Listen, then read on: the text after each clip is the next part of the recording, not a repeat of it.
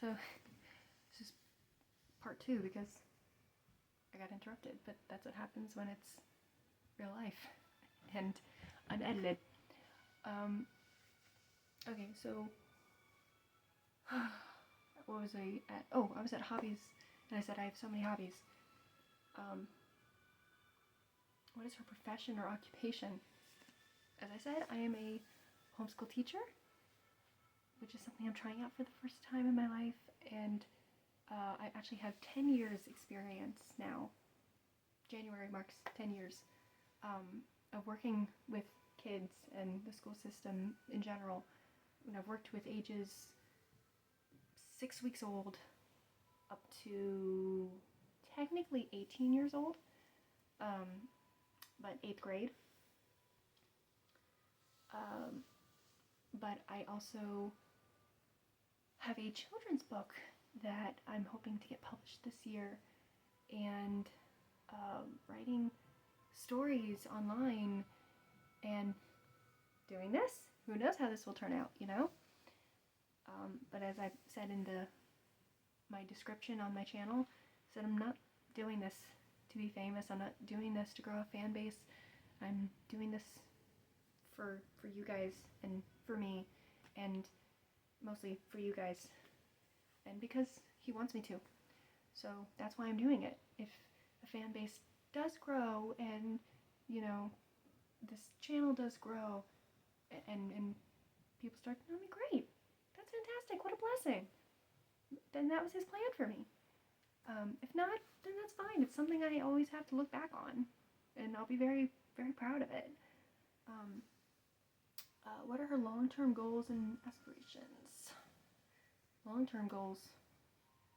I don't really have any long-term goals anymore because I'm just sort of taking it day by day and week by week and month by month. Because, like I said, there's your plan and then there's God's plan. And his is always going to be better than what you could have imagined. I never would have imagined being here as a homeschool teacher. I never would have imagined doing this.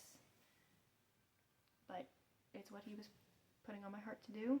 He was calling me to do. So a lot of the things that he's called me to do, I never would have thought. But I'm so happy I did. I'm so happy I listened to him. It is... I'm smiling so much and I'm blushing. It's made me so happy. He knows my heart. He knows what I'm waiting for. He knows that I'm desiring to be a wife and a mother someday, and I know that'll happen someday, and I can't wait. But until then, I'm doing this. I'm filling my time, you know, and I'm being productive, and I'm using my my singleness for a good thing. So, how does she handle stress or challenges? I accept challenges. I'm not a very competitive person. It's like you're gonna challenge me to do like a sport or something, I'll be like, I mean, sure, I'll play, but it's not a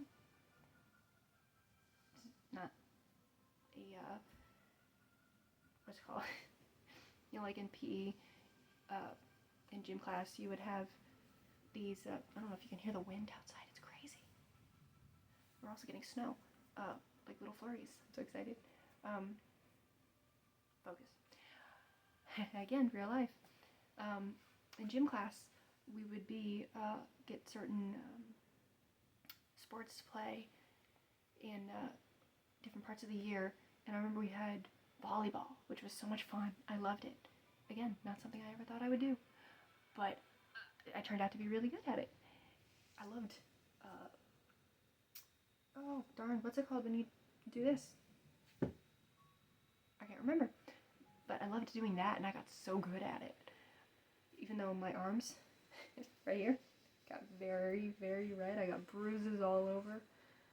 I still loved it until me and my friends were paired up with another group to play a game, and it was a group of all-stars who were volleyball players for our school, which I get it. You match the amateurs with the school professionals, so that you can challenge each other, right? I have no problem with that. My issue was that they took it too seriously. It made it very hard for us to advance because they made us feel small, you know? Finally, I had to tell them, I was like, guys, it's just a game. It's just PE. It's just gym class. This is not the end of the world. Don't stress, you know? But that's me. I'm the peacemaker, the group, the mama of the group, if you will. But that's how I handle challenges. I actually excel with the pressure. And stress, I can take on stress. I'm an empath, so I can feel others' stress.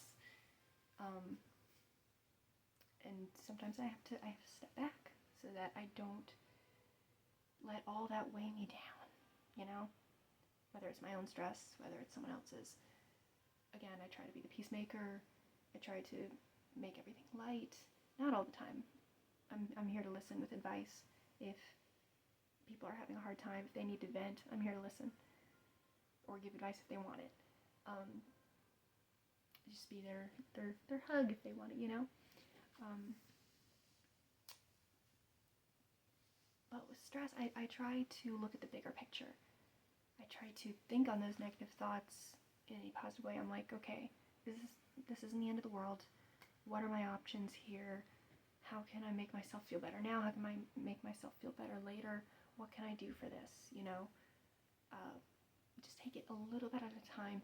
Pick it apart is how my psychology teacher used to say. Pick it apart until you've got something to hold on to, something secure.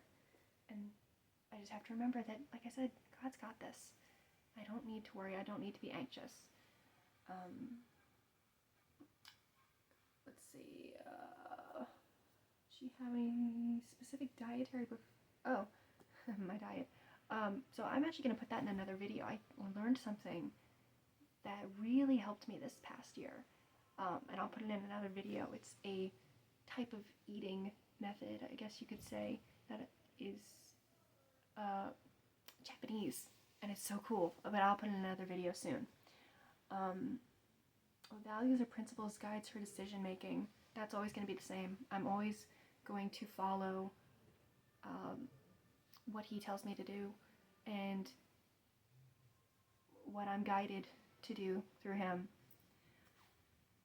And that basically includes what I want my new era to look like. New friendships, new relationships.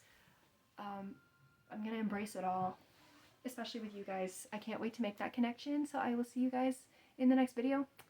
Take care!